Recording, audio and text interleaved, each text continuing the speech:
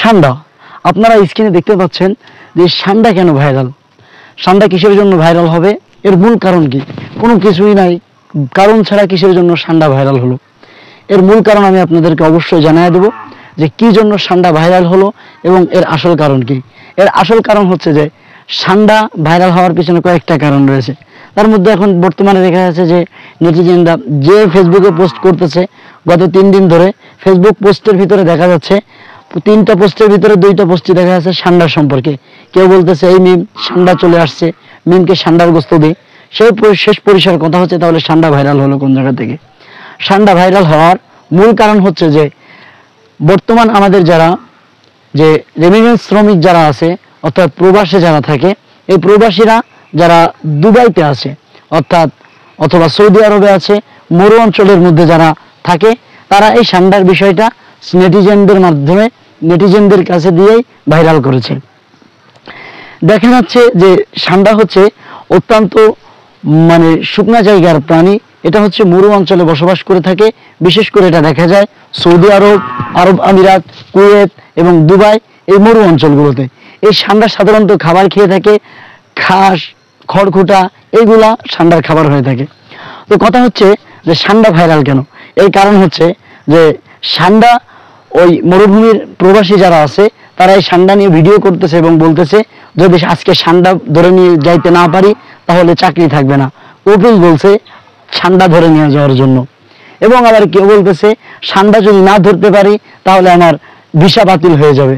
কেউ বলতেছে কপিল কইছে সান্ডা নিয়ে আসা লাগবে। সান্ডা হচ্ছে একটা মরুভূমির প্রাণী, একে ধরা লাগবে।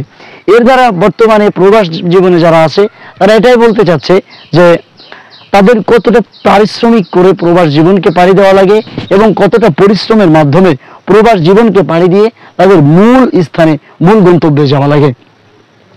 এখন প্রশ্ন হলো সান্ডা কিভাবে এই বাংলাদেশের ফেসবুক আইডিগুলোর মধ্যে চলে আসলো? তারা ওইখান থেকে শেয়ার করার মাধ্যমে এবং এই ফেসবুক আইডিগুলো আস্তে আস্তে রিচ পাওয়ার কারণে বর্তমান টপ অফ দ্য ফেমাসে আছে এই সান্ডার বিষয়টা। কিন্তু সান্ডা খাওয়া যাবে কিনা, সান্ডার বিষয়টা হচ্ছে দেখেন, নবী করিম সাল্লাল্লাহু আলাইহি ওয়াসাল্লাম সান্ডা খেয়েছেন কিনা এই ক্ষেত্রে হাদিসের মধ্যে পাওয়া যায়। তিনি হযরত মাইমুনা রাদিয়াল্লাহু তাআলা আনহার ঘরে যখন যান তখন এই সান্ডার গোস্তগুলো কিছু সাহাবায়ে কেরাম সামনে নিয়ে আসেন। সামনে আনার পরে রাসূল সাল্লাল্লাহু আলাইহি ওয়াসাল্লামকে খাওয়ার জন্য বলা হলো। রাসূল বললেন না, আমি এই সান্ডা খাই না, আমি এটা খাবো না, তবে চাইলে তোমরা খাইতে পারো। অন্যান্য সাহাবায়ে কেরামরা এই সান্ডাগুলো খেয়ে ফেললো এবং এর গোস্ত খাইলো। এবার আমরা এই সান্ডা খেতে পারবো কিনা? দেখুন, হানাফি মাযহাবের ভিতরে এই সান্ডা খাওয়া যাবে না, কারণ এটা হচ্ছে একটা বিষাক্তকার প্রাণী। এটা খাওয়ার জন্য সম্পূর্ণ নিষেধ করা হয়েছে। যদিও গুইসাপের মতো দেখতে, সান্ডা দেখতে হচ্ছে এর লেজের মধ্যে কাটা কাটা, গুইসাপের লেজের মধ্যে কাটা কাটা নাই। এবং সান্ডা সাধারণত মরুভূমি অঞ্চলে থাকে। এদের খাবার হচ্ছে শুকনা ঘাস পাতা, কীট পাতা, এইগুলো সান্ডা খেয়ে থাকে।